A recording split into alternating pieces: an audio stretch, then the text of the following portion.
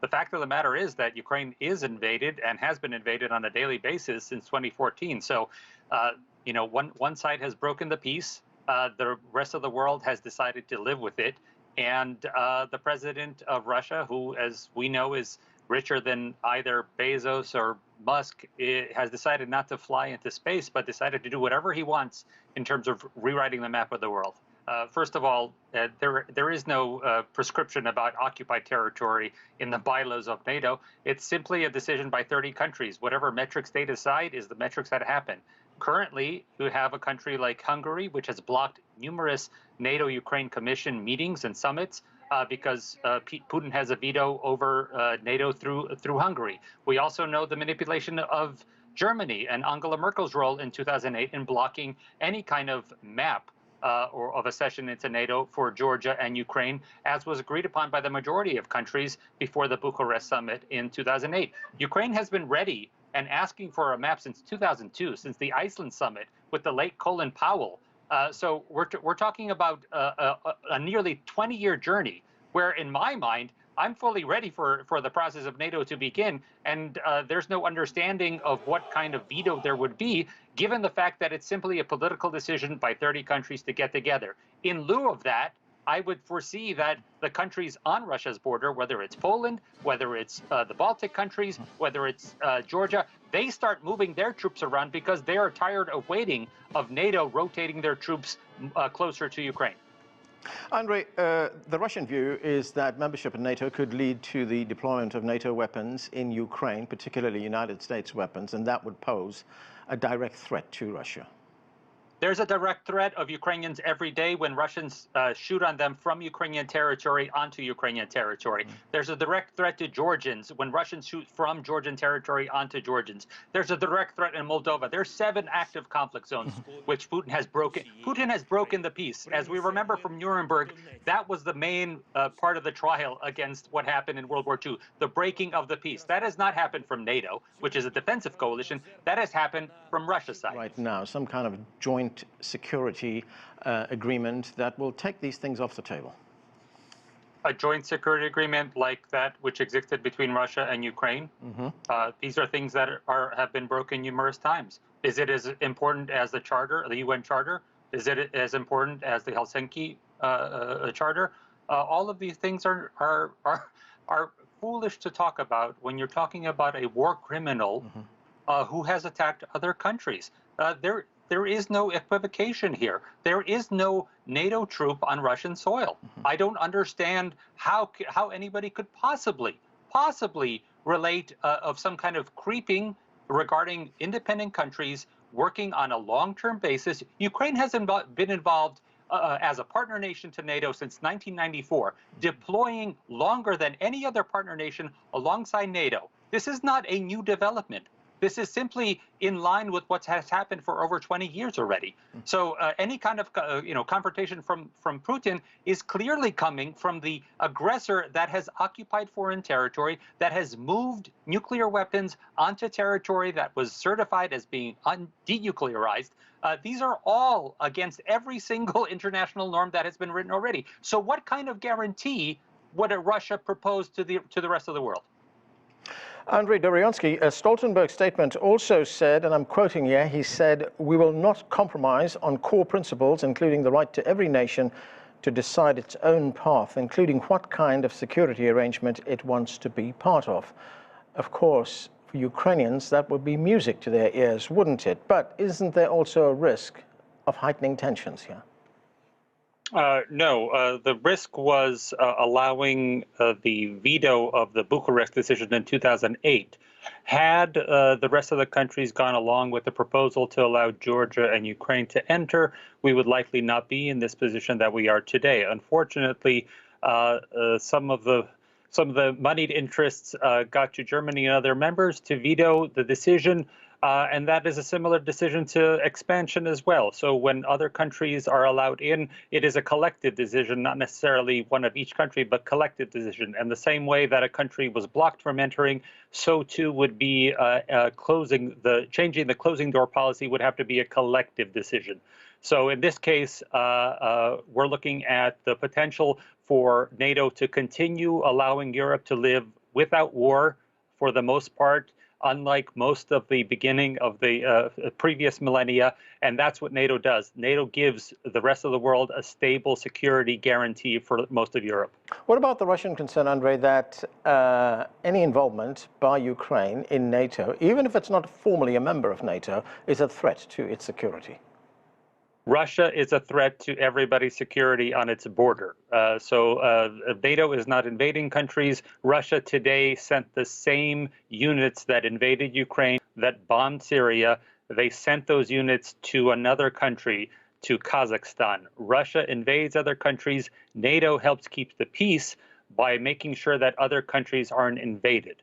So when the Baltics are secure, it's because they're a member of NATO and they know that they will not be invaded. Similarly, Ukraine should have that guarantee as it was promised in 2008, as it has been trying to get accession since 2002. So 20 years beginning this year. But it's important for everybody to understand that since the forming of NATO so many years ago, we have had a stable and secure Europe. No more advancing armies from one side of the continent to the other. It has brought an unimaginable amount of peace, which has allowed for the economies of those countries to flourish in a way that was previously unimaginable. Okay. If we continue this process throughout the world, this is the way collective security is better for all of us. Right. I'm sorry, what agreements are we talking about? With which country? No, this was a meeting that was held after the end of the Cold War, the fall of the Soviet Union. No. You're referring to the fall of East Germany. Right. This is an agreement you're referring to with the Soviet Union. Right. And you're saying that somehow the Russian Federation has claim to this union? I'm not understanding. Certainly, they are the major trainers of the Ukrainian military and the major investors as far as money is concerned. But we have all three Baltic nations now committed to support Ukraine's army with weapons. We have Poland. We have new countries added almost every half year in terms of not just training the Ukrainian military, but adding to the alliance. Just in the last month, we had the French Navy operating PASCO training exercises in the Black Sea with the Ukrainian Navy. This is not a situation where one country is dictating things to another country.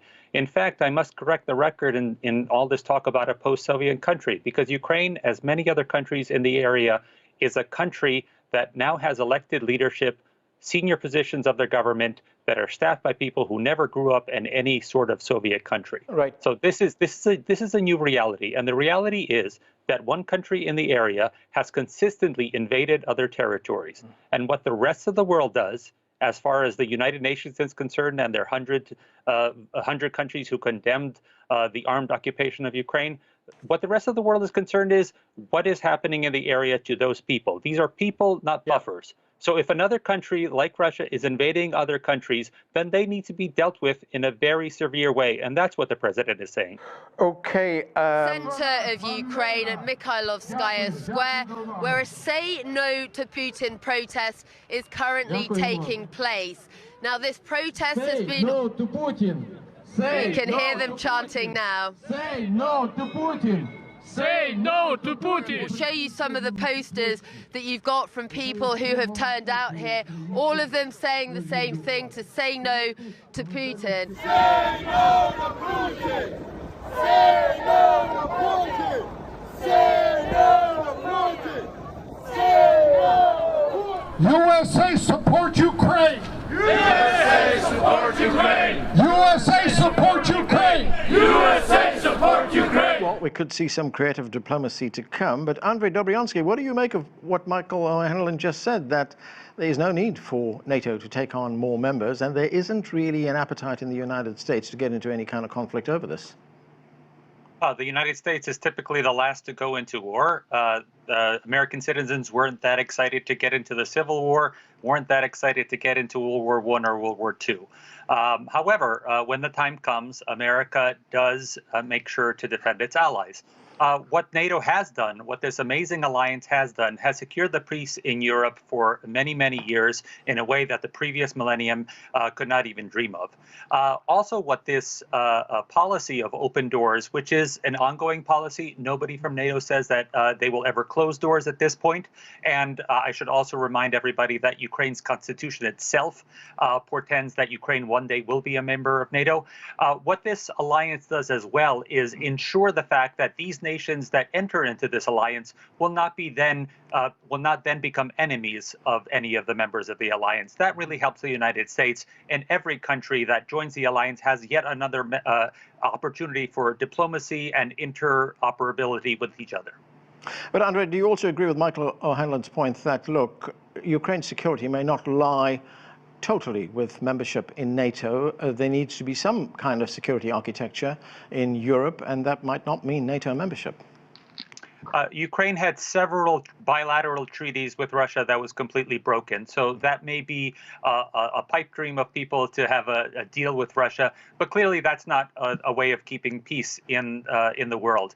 What is most important is not just Ukraine's, again, immutable and a non-changeable fact that it will one day be a member of NATO, as both NATO and Ukraine have pledged, but also the fact that Ukraine is now working more and more with its neighbors. That includes its neighbors of Moldova, Georgia, as well as the Three Seas Initiative of Lithuania and Poland. There are now military brigades that are cooperating of three countries, making sure that whatever Russia plans on doing, all these countries that are in danger of being attacked by Russia can work together. Andrei Dobryansky, as the Russian chief negotiator Sergei Ryabkov told us today, Russia has no intention of invading Ukraine, but there are things that Russia can continue to do to destabilize Ukraine, can't it? And we've seen that. I mean, there's no NATO rule, for instance, that says that it cannot admit a country experiencing a conflict, a civil conflict. But really, do you believe that NATO is going to enter into negotiations with Ukraine if it has or is in the midst of a civil conflict? NATO is a alliance of many, many countries, and whatever they decide collectively to do is what happens. There is no conversation with the United States and Russia. As we heard today, Deputy Secretary Wendy Sherman said that these issues today on the conversation have nothing to do with NATO, because NATO has a separate conversation happening this week, as well as the OSCE.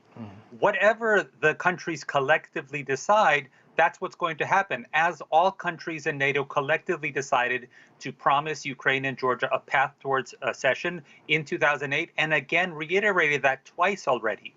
So this is something that's going to happen. What's best for the world is when countries like this work in concert, not when a rogue country like Russia gets to make assassinations on the territory of NATO alliance members, cyber attacks against numerous NATO alliance members with no repercussions. And I would just like to clarify, in the words of the permanent representative of the United States to the United Nations, Ukraine is invaded every day. Every day that there is a Russian soldier on Ukrainian territory, as there has been since 2014, is a daily incursion by Russia onto Ukrainian territory. So this is something that is currently happening, and what we will see is that Russia cannot continue to get away with it if the West wants to keep the peace in Europe. Andrei Dobryansky, Klaus Laris told us earlier on, when we look at the issue of Ukrainian membership of NATO, that NATO really has no intention of admitting Ukraine into the alliance, but it cannot agree to that in a legally binding document. And even with all the Western rhetoric about Ukraine and assurances that it can join whichever alliance it wants to join, it is a sovereign nation, even President Biden is not so sure about that. When he was asked about Ukraine joining NATO, he was quoted by the United States state-run broadcaster VOA as saying, and I'm quoting here, he said, "School's out on that question. It remains to be seen." It's hardly a ringing endorsement for membership, is it?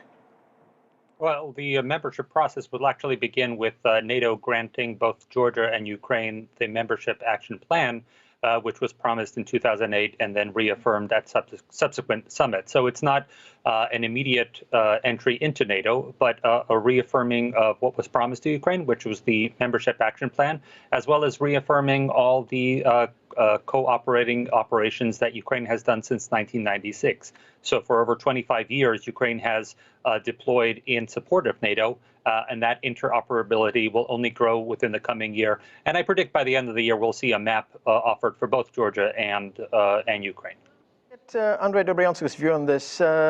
Andrei, isn't Wendy Sherman being a little bit disingenuous there when she says that she can't understand how Ukraine, a smaller country, poses a threat to Russia, when we know that if Ukraine is admitted to NATO, that will allow the United States to put bases in Ukraine, it will allow them to deploy troops in Ukraine, it could establish anything it wants to there. It could carry out exercises in Ukraine if it wants to as well. I mean, that would be the equivalent of Russia putting bases, say, in Tijuana, Mexico, or in Ontario, Canada. It's not as if NATO membership doesn't carry consequences, does it? Well, I love the proposition of looking back at the Cuba crisis, because Russia, the Soviet Union, a genocidal totalitarian regime that has been condemned rightfully to the bins of history, decided to place nuclear armament in violation of what NATO thought was acceptable. And NATO did not invade, but NATO did what you saw this week. NATO held together. And through diplomacy, Russia and the Soviet Union stepped back from the brink of war because NATO held together. And that's what we saw this week in Europe. You didn't just hear the United States talking. You saw every NATO country talking. And not only were they talking in unison, but they were demanding of Russia to stand in line with the Helsinki Charter, the UN Charter and the Helsinki Final Act. They were asking Russia to remove its troops today from Georgia, from Moldova and Ukraine. Yeah. So this is really about Russia making a mistake. They were on the road back for another reset, and yet they tried to push their luck. Andrei, I am sorry we have run out of time. I wish I could give you more time, but time's caught up with us. Okay, Andrei, it's interesting what Vasyl especially was saying there, because there is another camp that thinks Zelensky could actually be using Poroshenko now, who's a arguably harder line Ukrainian nationalist, to appease Russia. You know, Moscow may not love Zelensky, but for them, he's better than Poroshenko. What do you make of that argument? There are several things in that statement, one of which being the fact that if you listen to Zelensky's speeches in the past 2 years especially, you'll hear him putting out an even stronger line about Ukrainian historical truth, the fact that Ukraine needs to reclaim its own history from Russia and not give in to the historical revisionism of Russia. I would like to counter, the statements earlier about Russia wanting to have communication with Ukraine. Russia at numerous international assemblies, such as the Parliament of Europe, such as the United Nations, and within its own borders to its own populace, dismisses even the concept of a Ukrainian nation. So the fact that to say that Russia is ready to talk to Ukraine, they do not even consider Ukraine to be an individual people within its own borders, and not just the occupied territories of Ukraine that it claims. It is liquidating any kind of Ukrainian associations, including just in the past week in the entire province of Omsk. They liquidated the entire Ukrainian language cultural center. This is just one side of this conflict, completely dismissing the right of another to exist. So what we are seeing in terms of Zelensky and Poroshenko, yes, it does benefit Russia in terms of focusing some international attention on an internal division within Ukraine. But that division, as our esteemed panel mentioned earlier, does not line up with the fact that the majority of Ukrainians are lined up together for their own self-determination, for their territorial integrity, and for a more democratic and less corrupt future. Okay. So that's the real difference between the Russians and the Ukrainians in this conflict. Okay. Andrei, do you agree there?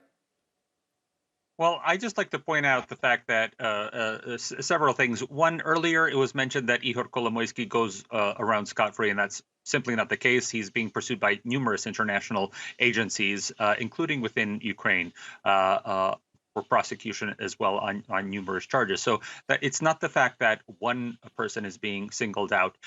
There is an ongoing fight to rid Ukraine of corruption. And in that sense, you can also look at the economic picture in Ukraine. The American Chamber of Commerce in Ukraine is very bullish on Ukraine's future because it knows that there are numerous American companies that have already invested or are looking to invest in Ukraine, including companies such as Amazon, which uses a Ukrainian-based company to do logistics for most of Central Europe. You have a centralized office in Ukraine now, Ukraine Invest, that is able to underwrite foreign investment, and that is real-time.